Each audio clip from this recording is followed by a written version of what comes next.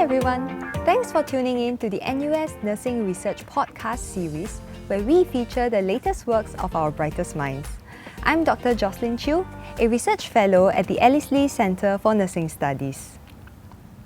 With us today, we have Dr. Shefaly Shorey, a tenured associate professor at the Alice Lee Centre for Nursing Studies, National University of Singapore. Her research focuses on family health, where she designs and develops psychosocial and educational interventions for new parents, women, and children. Dr. Shorey is an expert in qualitative systematic reviews and serves as an editorial board member and reviewer for renowned international peer-reviewed journals. She has conducted both qualitative and quantitative studies and had published more than 160 peer-reviewed papers in journals with high impact factor. She also represents Singapore in the Southeast and East Asian Nursing Education and Research Network and Global Working Group on Salutogenesis. More importantly, she was my stunning tutor when I was an undergraduate student. Today, we will be speaking on parenting interventions in Singapore, reflections and a way forward. And Prof Shorey will share some of her more significant parenting interventions developed over the past decade. These interventions have supported many parents in their new phase of life and have implications for developing, evaluating and implementing supportive parenting interventions for the multiracial Singapore society and beyond. Now, Prof Shorey, could you first of all tell us a little bit more about yourself and the work that you do? Thank you very much for your kind introduction, Jocelyn. So people always say, right, that it takes a village to raise a child. I personally feel that we also need a village to raise a parent. So this is what I believe in after many years of my research and clinical experiences dealing with this topic. Therefore, I have spent more than 2 decades of my clinical and research experiences to support parents in Singapore. I hope through this podcast, we learn from each other, come together and put up our way forward together to support parents in Singapore and beyond. Hello everyone, my name is Shefaly Shorey. I'm a nursing and midwifery academic at Alice Lee Centre for Nursing Studies at the National University of Singapore. Let me now share with you my journey of developing and evaluating supportive interventions for new parents. As we all know, parenting is a stressful transition period for new parents, especially for the first-time parents, because they go through many challenges, including physical, psychological, social, and they have no prior experience of looking after our child. So how can we support these parents? That was a question I have as a newly minted midwife when I was working in my clinical days. I often feel parents feeling overwhelmed because of the short stays in the hospital, and early hospital discharges were getting very common.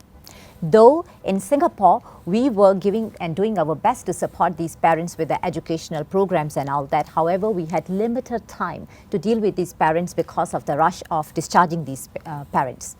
Even when we were managed to provide and give our best educational support to these parents, parents often feel overwhelmed because they had many pressing demands during that time. Because it's a short period, they have to settle many things around new babies. So that's when I started looking at how we can support these parents despite of us having such a beautiful educational programs in that form of pamphlets and educational booklets available. I remember vividly when parents were going home because the new demands of taking care of the baby was coming up. They sometimes don't even know that these pamphlets and these booklets are actually available in their bags, which they have received from us when they are going home. So that's when the question comes that how these parents can be supported. In fact, I have seen many young budding researchers coming to me and saying that, how do you know how to support parents in Singapore? My answer is, listen to them. That's what I have done in my entire career, to hear from parents how we can support them better. And here we are today, and today, Jocelyn, I'll be sharing with you my journey with the hope that we all learn from each other, come together and put a best foot forward to support parents in Singapore and beyond. Right. You know, as a new mother myself, I can truly testify to all the struggles of a new parent that you've mentioned. I know it's not rocket science, but I feel that it's even more difficult than my PhD, you know. So all along I know that being a new parent is very difficult. So, but at the same time, I didn't expect it to be so difficult, right? So I always joke with my friends to say, hey, you know, the first few weeks after my confinement nanny had left, it was a true, I can say that it's the most traumatic experience in my whole life so far. Oh gosh, Jocelyn, I feel you. I remember, in fact, I think many things I do, partly my own personal experiences and struggles as a new parent, has actually helped me explore further that how we can support parents in Singapore, especially based on their individual needs. So I vividly remember, when I saw these overwhelmed parents bringing their babies home post childbirth, I often wish that we could have some support in Singapore as it is available in Nordic countries and Western countries, where parents have been provided continuity of care with midwives and community nurses going to their homes. So I definitely feel you, and that was the reason, that this idea incepted in my mind, that how can I support parents in Singapore and providing them the support which is required by them. And I remember I couldn't find much evidence available in Singapore that how these parents can be supported. And I met very beautiful people along in my learning journey. And I remember very wise women once told me, Shefaly, anything not published, not done. So I think I have taken that responsibility about really disseminating the findings, that whatever we do, it needs to reach to the people. And that's what we are doing, hopefully, through this podcast. People know the kind of work we are doing, which are evidence-based and according to the individual needs of the parents, if I can say contextualized, according to the multiracial Singaporean parents' needs. So therefore, my research journey, vividly remember, it started around 2010, 2011, when did a lot of exploratory research in a way that we did qualitative interviews, we did quantitative survey. We wanted to hear from parents what exactly we can support them. And I remember starting with first-time parents. We did interviews with them. We even get experienced parents, fathers coming, and even grandparents, because we have a very unique society where we have extended support from family members are available. But we also wanted to see whether that support, is this enough? How else, or what else we can do to support these parents? So while I and my team, we were learning how we can support parents with our exploratory studies, I remember very like-minded individuals, I think, across the world, was also doing a great research and publishing a lot on and disseminating their findings, that how they are supporting parents in the different parts of the world. So that's where the ideas of consolidating the evidence came about. I wanted to see how we can do certain systematic reviews, which means to put all the primary studies together to see what is the available evidence, and most importantly, what are the gaps we can fill to support parents in Singapore. So that's what we are doing, and here we are today. Right. I think it's truly interesting that you even did studies on the support that grandparents give, because I myself, my child is currently with my mother, her grandmother. So, this is especially true for the Asian context, especially when, we are living in such close proximity, especially in Singapore, we are such a dense society. So how did you actually go about implementing your interventions into your research? It was a long process, and it happened gradually. It's not overnight. So I started with interviewing first-time mothers first.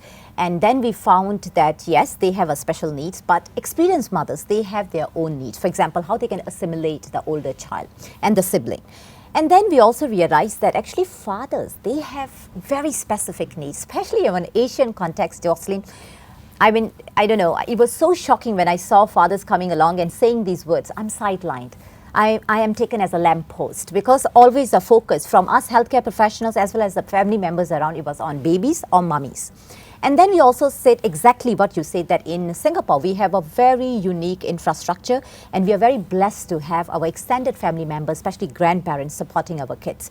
And we wanted to hear from grandparents what they think the support we are providing from the hospital, because there's a generation gap and evidence has evolved. I'll give you one example. I remember when the children were born decades ago, when the baby has an umbilical cord, we used to use alcohol to clean it, and so that it remained safe and well for the baby. However, now the evidence has shown that just cool boiled water is enough. So I remember grandparents and children always have, and especially the new parents, having this miscomm. Why we are not using alcohol, So fathers, grandparents, first time and experienced parents, they all had their individual needs. So that's when I started with my very first program, which was called Postpartum Psychoeducational Program. We started with the first time mothers, and we supported them by going to their home. Now, That was very well accepted by the mothers. However, logistically, you know, Jocelyn, it's not possible that midwives going to each mom's home and support in Singapore, because we know there's a scarcity of healthcare providers, not in Singapore, it's a global issue. So that's when my second intervention called HBNA, or Home But Not Alone, was incepted. What we did in Home But Not Alone was we supported both first time as well as experienced mothers, and also involved fathers. And what I think something I want to share with everybody is, because when we contextualize any intervention, it's also important that intervention should have special meaning behind it. For example, the name of this second intervention, Home But Not Alone. As you know, when we do confinement practices, I know in international world we call it doing the month. So I remember when moms are sitting at home, not allowed to go out, when they feel that they're alone in this journey. So I wanted to give them that assurance that you're at home but not alone. So that's when HBNA was incepted. And again, I think we use an app to reach out to parents, and they can have an access to all these educational materials anywhere, anytime. However, we also learned at that time that we are only focusing on healthy parents, and especially, like I mentioned earlier, fathers were sidelined, and our focus remained on postpartum period. That means after childbirth. And I'm guilty of one of those healthcare professionals who felt only when baby is born, then parents need help. I was totally wrong. Parents need help across the perinatal period, from pregnancy. In fact, I will share the later part of this podcast. In fact, I will say even before they get pregnant, the preconception stage. So this led to my third program, Supportive Parenting Educational Program, also known as SPEP. It supported parents, both first-time experienced fathers, mothers, across the perinatal period, right from pregnancy all the way up to 3 months post-childbirth. Again, program was well received by parents. Statistically, it shows that it's working very well, and parents were really enjoying, and as researchers, we had a lot of satisfaction. In fact, all these programs were well received, not only by our research participants. In fact, media has a lot of coverage on these programs. Our findings were also published in national newspapers, and at that time, something unique happened in our local context in Singapore, that we had this cohort study called Growing Up in Singapore Towards Healthy Outcomes, in short, GUSTO. The findings of these studies were published, and it was found out that the mothers who are at risk of getting depression, their babies were not doing well when they were 10 or 11 years old. And that's when I realized that all this while my programs are focusing on healthy parents, there was a need to focus on such psychosocially disadvantaged parents. And that's when my fourth program came into place, which is called Peer Support Intervention Program, in short, PIP.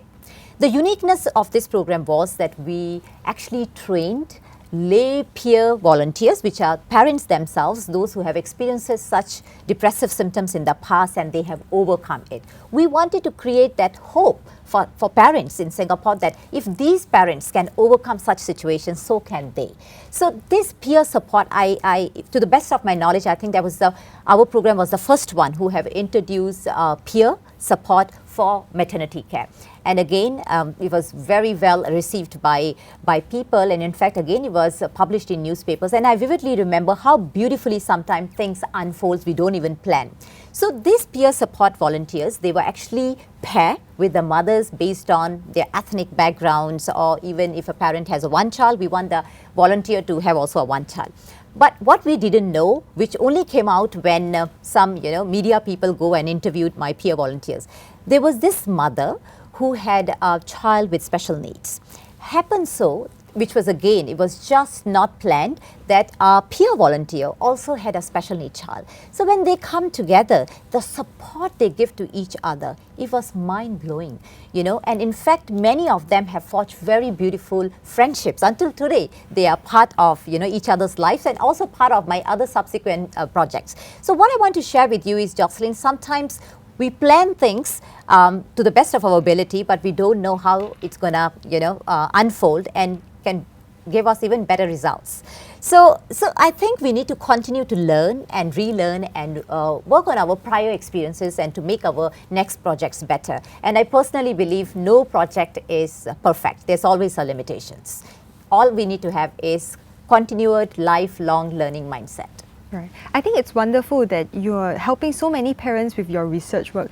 I just recalled, You know, you mentioned about using an app to deliver your program. I remember seeing something like that on the newspaper. Is it that one? Yes, that's the one. Wow, that's wow, amazing. You're very well informed, huh? That's a long time ago. I remember. Wow, your research has spanned across the time. So I know that you have actually earned a lot of awards for your research projects. So I remember there's one by the Ministry of Social and Family Development. I think it's that ministry. So what do you actually do to earn this award? Oh, thank you. Wow, Jocelyn, you're really following me, huh?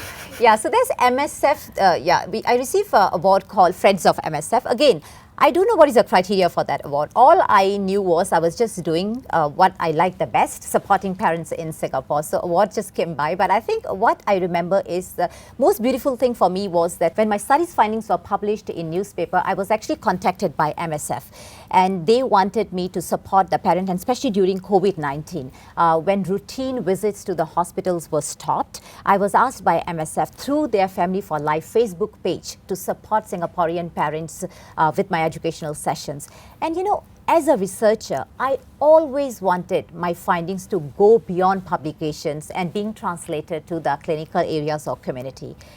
That was a dream come true. And you know, Jocelyn, I remember vividly, we started in 2020 around March all the way until December. Every Friday, I will have these live Facebook sessions where millions of parents will tune in, ask questions, clarify their doubts, and most importantly, giving them that reassurance that we are here as a community to support them. So that was the most beautiful thing I think happened to me in my career, where I saw live how my research findings are going and affecting parents' life in Singapore. Right, so that's when you were awarded, or rather recognized, for being a friend of MSF. Correct me if I'm wrong, when you were doing these weekly sessions, it was also the one where you were in scrubs, is it? That's right, yes. I'm a stalker. No, I'm just kidding. Okay. Right. Yeah, so thanks, Jocelyn. Yeah, in fact, all those videos are still available on Family for Life pages. So that's the beauty of, you know, like this podcast. It will remain in somewhere, I think, on web pages, and parents hopefully, or young researchers can come and tune in and see how they can benefit from it. So again, I'm very thankful to MSF for, you know, giving me that opportunity that my research studies have been translated. So since January around 2021, I have been collaborating with the MSF, and we are developing a lot of educational programs to reach out to Singaporean parents. Most importantly, I'm actually training community dwelling parents as peer volunteers so that they can support other parents, and that's a very beautiful journey we are on together, which is continued till today. So again, even though the supportive parenting app worked very well, and PIP also has done a great job, I felt that these educational programs, they helped me to learn from my own mistakes in the past, in the sense that, for example, if we were focusing on only one group of parent, how we can improve it. And also we did deliberate reflections as a team to see that how we can come together and put our best foot forward for our next intervention. So again, my very latest research project is called Supportive Parenting App, also known as SPA, where what we have done is, so far, all my research focus remain on healthy parents or psychosocially disadvantaged mothers. What we missed out in these whole programs were the infants, the babies themselves. So this SPA project, which is currently being tested and evaluated among all the tertiary public hospitals, naming Singapore General Hospital, National University Hospital, as well as KKH. What we are doing is we are supporting parents right from pregnancy all the way up till 6 months post childbirth. And most importantly, we are not only focusing on that how the program is supporting new parents, but also indirectly how the program is affecting the newborn outcomes. In fact, we have a longitudinal follow-ups up to 1 year of child's after childbirth. So you've done a lot of work with parents, infants, grandparents. So which aspect do you think is most important for you to further your research? That's a very good question. In fact, that's something I've been pondering on late, that how we can support parents better. We have already, been supporting them from pregnancy all the way till after childbirth. In fact, I think my experiences has shown that, Jocelyn, there's a way to go. A lot more needs to be done for the parent, and especially one stage, which is nobody has touched so far in Singapore, preconception stage. That means before pregnancy. I feel it's too late by the time parents are already pregnant to tell them do's and don'ts. So it's very important. We need to inculcate positive parenting. We need to improve the community experiences. We need to come together. You know, in Singapore colloquial I'm going to use called kampong spirit, when parents come together and support each other. And most importantly, like I said, I have started taking steps, baby steps, but a lot more need to done for the parents who are belonging to psychosocial disadvantaged backgrounds. So again, I also feel, Jocelyn, that the technology is evolving at the fastest rate. You know, I remember doing home visits, then come up with the web-based programs, and now using apps. And I feel, you don't know, maybe we will use metaverse, we will use AI or virtual reality to reach out to the parents and incorporate all these latest technologies to give the best support to the parents in Singapore, and also most importantly engaging with the multidisciplinary teams. You know, as a healthcare provider, as a clinician, nurse and midwife, I feel a lot to learn from, for example, digital health experts, a lot to learn from other clinicians. So I think we should come together, and hopefully this podcast will set that stage where not only in local context, also international collaborators will come together and we learn from each other's experiences, reflect together and support the parents in Singapore and beyond. Most importantly, Jocelyn, I want to tell you this, we have a lot to learn from many of our supporting neighboring countries, and especially from the western side of the world and Nordic countries, where continuity of care for the parents is not a new thing. So I think it's important that we learn from each other's experiences, but most importantly, contextualize the care which is required according to the individual needs of the parents in Singapore. I feel that the way forward for us is, in addition to providing incorporating latest technology, preconception stage, especially in Singapore, I feel it's important to engage multidisciplinary teams, especially digital health experts and other clinicians. We also need to look at cost effectiveness of these programs, so that we want to see that is it economical to reach out to these parents and supporting them for such long period during after hospital discharge. I vividly remember when I started my academic journey as a newly minted assistant professor, and I was building my research program, I was advised not to focus on parenting research. They say there are no funds into it. That, Jocelyn, I want to tell you this thing that, I followed my heart because there was a need I felt the parents in Singapore, they required individualized and contextualized support. And all my programs, they have been led one after another. Gradually, we learn from each other's experiences, and these are all peer-reviewed funded projects. So it's important that I think we need to remain true to our purpose, which is, for my case, supporting parents in Singapore. Right. So, to aspiring researchers like me, what would be your advice or experience in managing these kind of comments from the skeptics?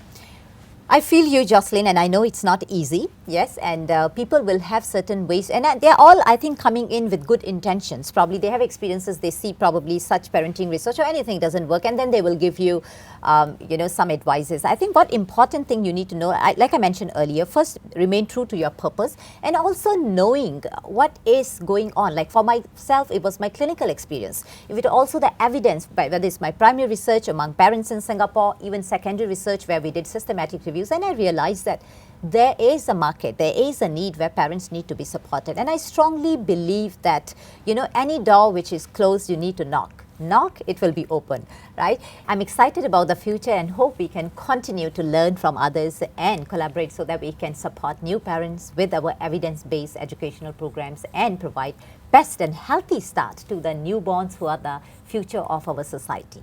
Let's come together as a village to learn, support, and raise well-informed parents in Singapore and beyond. Right. Thank you, Prof. Shorey, for sharing with us your wonderful insights on parenting research. I think your passion for research has been most inspiring for budding researchers like me, and your passion for making a difference, one at a time, is truly inspiring. Thank you so much, Jocelyn. You've been listening to a podcast on parenting interventions in Singapore, Reflections and Way Forward, part of the NUS Nursing Research Podcast series. With us today in the studio was Dr. Shefaly Shorey, a tenured Associate Professor at the Alice Lee Centre for Nursing Studies, National University of Singapore. I'm Dr. Jocelyn Chew. Thank you for joining us in this episode, and stay tuned for our next podcast.